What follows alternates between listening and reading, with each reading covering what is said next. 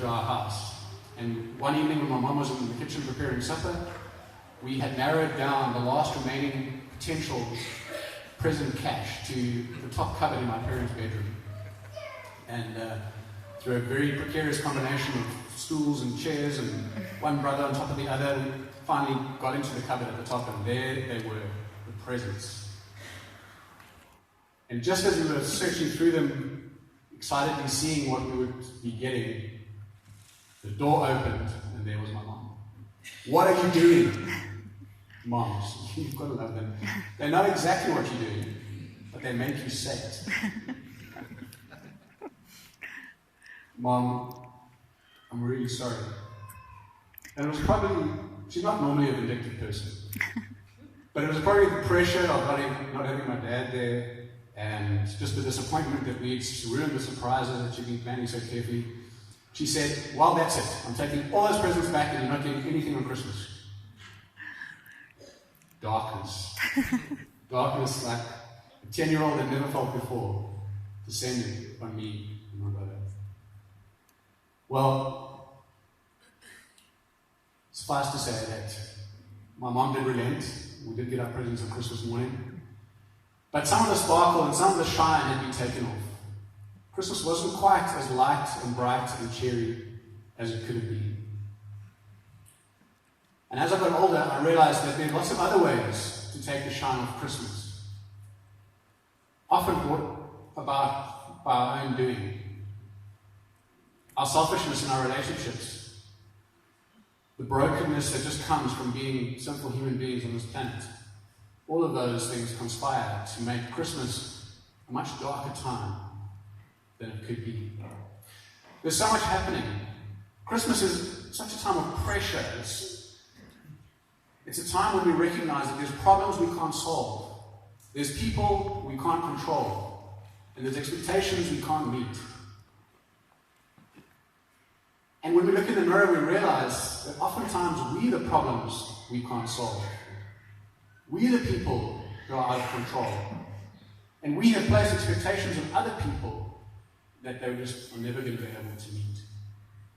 And so there's a lot happening at Christmas, and it's potentially a very dark time. But today, I want us to just take a very short time out, away from all the things that are happening right now in our lives, and let's focus on something that happened.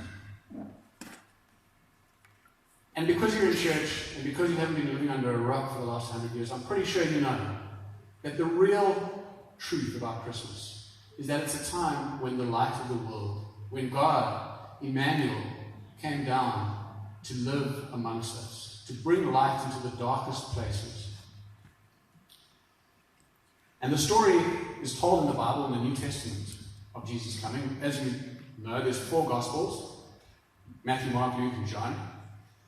And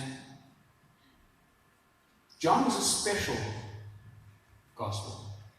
Unlike Matthew and Luke, who go into the details of Jesus' birth, the wise men, the shepherds, the stable, the manger, all the other things that we know so well in our nativity stories and plays we put on at Christmas time, John does something different. Now, we know that John was written towards the end of John's life. John, the disciple who had spent some of the most intimate moments with Jesus, who records in his gospel more eyewitness I was there accounts than any of the other Gospels. And so we're getting a very intimate look into the life of Jesus from John's perspective. And as you can imagine, through the growing Christian church, whenever John visited, wherever he went, imagine being able to speak to someone who had actually been with Jesus, who'd been present through all the stories and was able to give a first-hand account of the miracles, from the turning the water into wine, through the healing of lepers, raising from the dead. John must have been such an awesome person to sit at the feet of and listen to as he recounted his experiences of being with Jesus.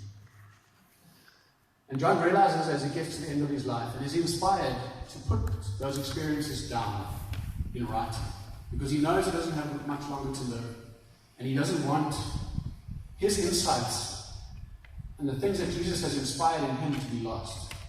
And so he writes them in the Gospel of John. John is the man who I think sums up God, having spent that much time with Jesus, sums up God beautifully in 1 John 4 verse 8, in one word: love. That's what John chooses to use to describe God after having spent time with his Son, Jesus, on earth. And this, if we want to know the point and the purpose of John's Gospel, he tells us himself in John 20, verse 30, where he says, Jesus performed many other signs in the presence of his disciples, which are not recorded in this book. But these are written, the ones that he's chosen, the way he's been inspired to present God to us, is for a special purpose. He says, these are written that you may believe that Jesus is the Messiah, the Son of God, and that by believing you may have life in his name. And the life John is talking about is not the life that we think of, the physical, blood-pumping, air-breathing, joy-experiencing, sadness and pain-experiencing life that we live. When we look at an aerial shot of a city and we see the teeming houses and cars, and that's our experience of life. John talks about an abundant life. In John 10:10 he says, Jesus came into this world not just to give you this breath that you have, but to give you life, to give you an experience that transcends anything else that you could even imagine. And so, John chooses to start his gospel differently from all the others. And that's quite fascinating, because if you remember the story of the crucifixion, Jesus is on the cross, and he looks down and he sees his mother Mary weeping at his feet.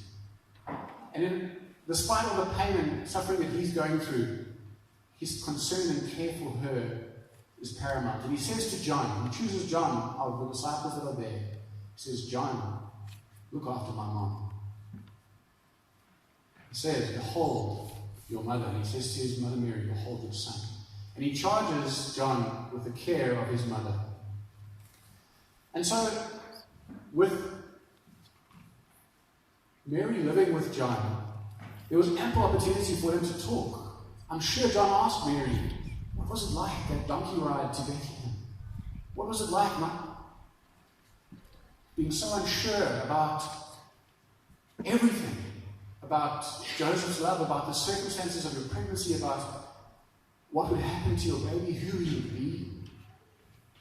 And of all people, of all the gospel writers, John potentially was the best place to give the most detailed story of that birth.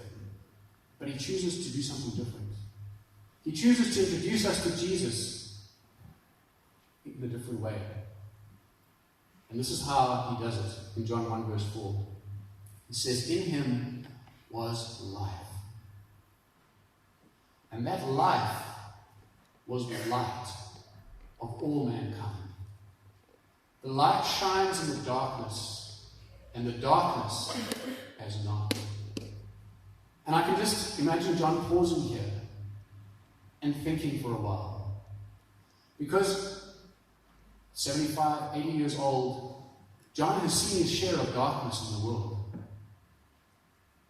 This was a time in history when Emperor Nero was persecuting the Christians. He'd sent General Vespasian into Palestine, and Vespasian worked his way methodically through village after village, brutalizing the Jewish inhabitants, maiming and killing, enslaving, and causing untold hardship and heartache.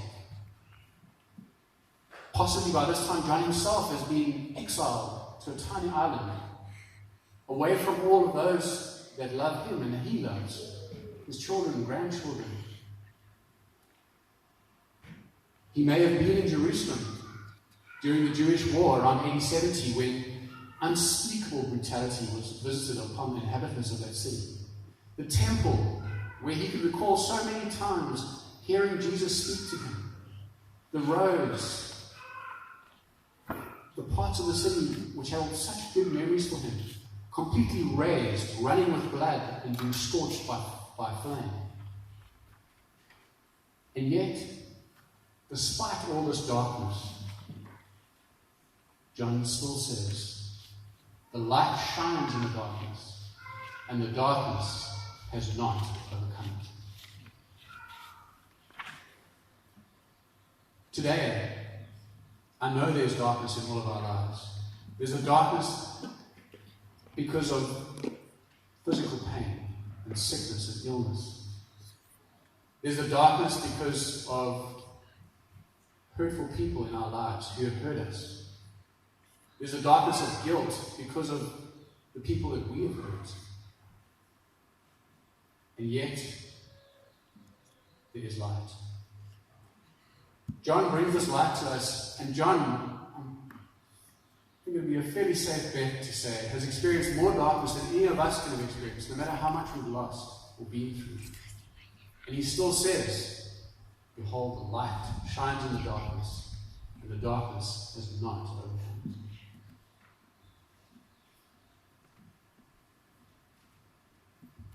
This afternoon, just a few days before we celebrate the light that comes into the world, I want us just to open our hearts to Jesus, the light giver. John goes on to describe this light as the true light that gives light to everyone who was coming into the world. He was in the world, and though the world was made through him, John reminds us, as much as the darkness we experience comes from our environment that's so spoiled and hostile to us, it wasn't always like that. Jesus was there.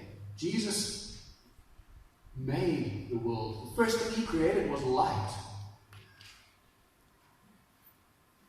But even though the world was made through him, the world that he had created has been plunged into such darkness through sin that it did not recognize him. Sin kills. And as our bright little kid in the children's story says, this most scary thing is death. Because death brings ultimate darkness. But Jesus brings light and life. And we do really well to remember that this Christmas season. But there's hope. Even though the world at large didn't recognize him, there were those who did receive him. And to those who believed in his name, he gave the right to become the children of God. What a privilege. And so I'd like to just bring you the ultimate gift of Christmas. Just remind you that Jesus is life and light, and he overcomes the darkness. There is not enough darkness in the whole world, in the whole universe, to extinguish the light of life that we have through Jesus Christ. And if you've never asked God, never said to Jesus, please give me the gift of your light, fill my life with your light, then today, or around Christmas time, is a perfect opportunity to do that. And when I pray in a couple of minutes, I'd like you, if you've never done it before, to commit your life to allowing the light of Jesus to flood your life and to change it. And if you have walked as a follower of Jesus for many years, this is also a great time to ask God once again for the light to illuminate our path so that we know which way to walk, to illuminate the darkness that still exists, no matter how long we've known Jesus Christ, that still exists in parts of our life. And he will give us the gift of dealing with that darkness. I'm going to ask our band to come up as we